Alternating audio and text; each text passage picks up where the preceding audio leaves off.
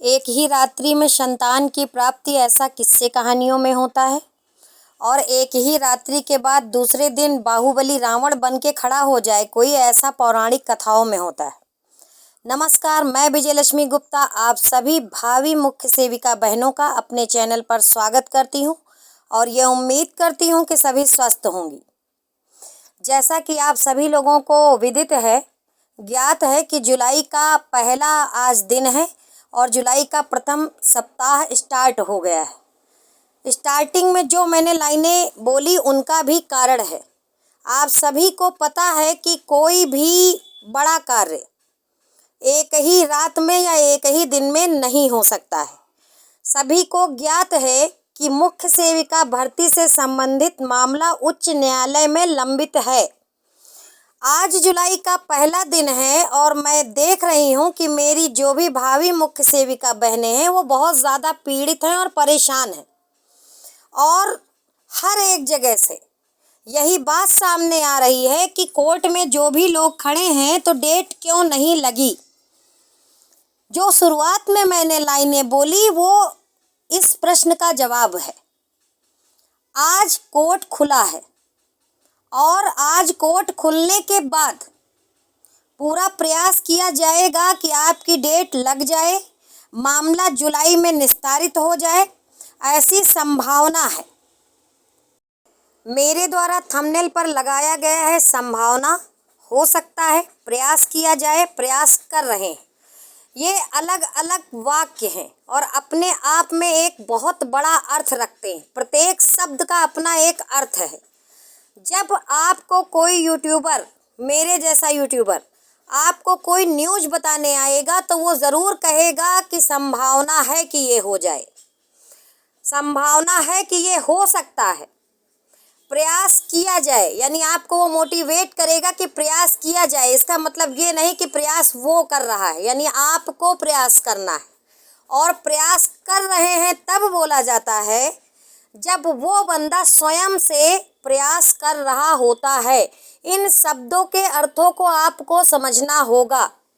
जितने लोग भी न्यूज़ देते हैं वो संभावना, हो सकता है, प्रयास किया जाए तो अच्छा रहेगा, ऐसे शब्दों का प्रयोग क्यों करते हैं। इस चीज़ को आप लोग समझिए, क्योंकि चीज़ें हमारे हाथ में नहीं हैं, किसी यूट्यूबर के हाथ में नहीं है। मैंने बार बार बताया है कि आपके प्रयास से ही ये भर्ती संपन्न होनी है। कोई अकेला व्यक्ति प्रयास करेगा तो हो सकता है कि वो सफल हो जाए, लेकिन उसमें समय लगेगा। अब बात करते हैं प्रयास कर रहे हैं। जो लोग आकर के आपके समक्ष ये कह देते हैं कि हम प्रयास कर रहे हैं और हम प्रयासरत हैं, तो आप लोग करते ये हैं कि वो प्रयासरत है तो उसको प्रयास नहीं करने देते, उसको इतना परेशान करते हैं पूछ पूछ के कि अब क्या हो रहा है, अब क्या हो रहा है, कि वो प्रयास करना ही छोड़ दे। मैं ऐसा इसलिए बोल रही हूँ क्योंकि जो भी साहसी लड़कियाँ, जो भी गंभीर लड़कियाँ जो इस भर्ती को वास्तव में पूर्ण करवा लेना चाहती हैं, वो कोर्ट में समय से पहले या समय रहते ही पहुंच गई थी। मैं एक बात रखना चाहूँगी, बहुत सारे विवाद इस भर्ती में होते रहे हैं, ठीक है, जिनका इस भर्ती से कोई मतलब भी नहीं है। सिर्फ इतना सोचने की बात है, अगर वो साहसी लड़कियां आज कोर्ट में ना होती तो आप जवाब किससे मांगती। जब वो कोर्ट में जा रही थी तो भी व्यापक मात्रा में विरोध हुआ था, ठीक है, विरोध हुआ था कि कोर्ट में नहीं जाना चाहिए। आज जब वो वहाँ पर ना होती तो आप किससे जवाब मांग लेती। या जुलाई में प्रयास करने की बातें भी कही जा रही थी, तो अगर आप जुलाई में प्रयास स्टार्ट करती तो अगस्त या सितंबर में कोर्ट पहुँच पाती। इन बातों को मैं इसलिए नहीं बता रही हूँ कि मैं पुरानी बातों से कोई विवाद उत्पन्न करना चाहती हूँ।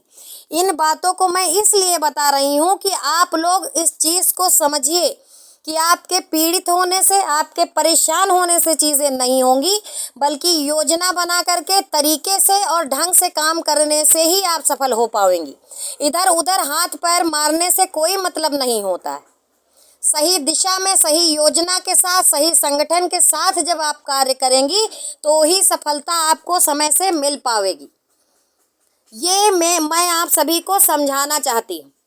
दूसरी बात एक ये है कि जुलाई का प्रथम सप्ताह शुरू हो चुका है। माननीय उच्च न्यायालय इलाहाबाद में छुट्टियां समाप्त हो चुकी हैं और आप सप्ताह के पहले दिन ही जान लेना चाहती हैं कि कोर्ट में क्या हो रहा है।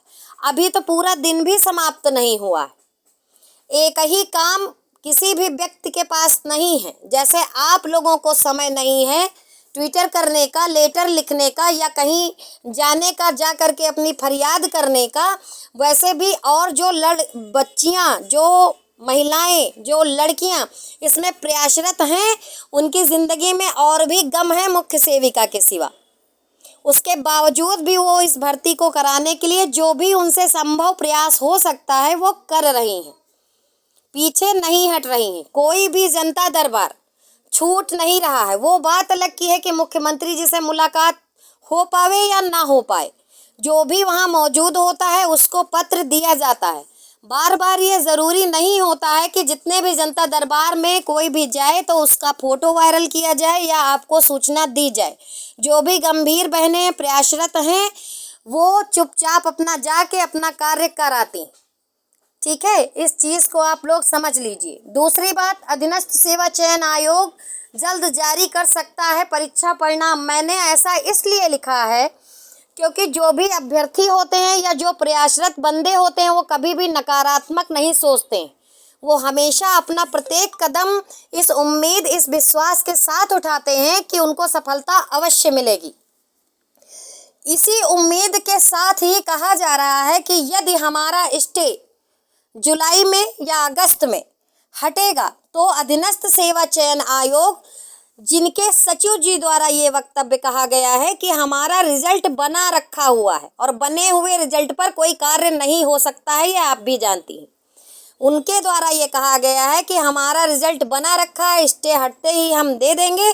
तो इसीलिए मैं कह रही हूँ कि जैसे ही जुलाई या अगस्त में स्टे हटता है आपका रिजल्ट आ जाएगा।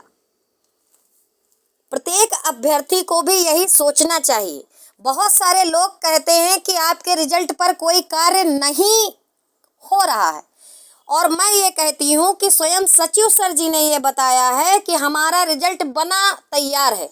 तो आपको डिसाइड करना है कि आप लोगों की सुनेंगी या जो अधीनस्थ सेवा चयन आयोग के हेड हैं उनकी सुनेंगी। तो निर्णय आपको लेना है। आप समझिए इन चीज़ों को।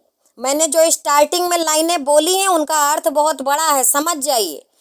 बिल्कुल भी पैनिक ना होइए, पीड़ित ना होइए, अपने प्रयास में लगे रहिए। बराबर जनता दरबार सब जा रही हैं लड़कियां, आप भी जाइए। कोई ज़रूरत नहीं है कि आप जाएं और फ़ोटो खिंचवाएं और किसी को बताएं।